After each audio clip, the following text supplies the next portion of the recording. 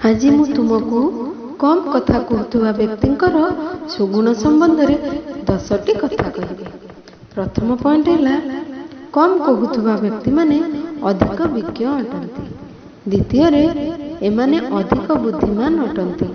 तृतीय रे एमाने गोटिए थर रे निजर कथा प्रकाश करि पारंती। एमाने अधिक बंधुत्वपूर्ण अटंती एवं हृदयरु भल अटंती। चतुर्थ रे एमाने जीवन रे अधिक सफलता पाइथांती।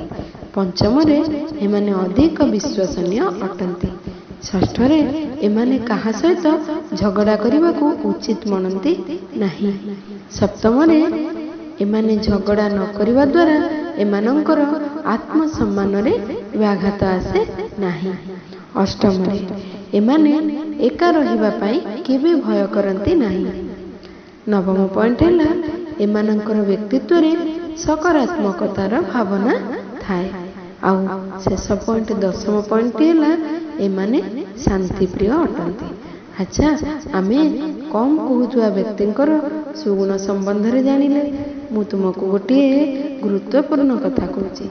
आपणक शब्द ठारू अधिक हेउची आपणकर कर्म कथा कहिथाए। शब्द रे कहिबा अपेक्षा काम रे करिबा सिखंतु एवं काम रे कहिबा सिखंतु।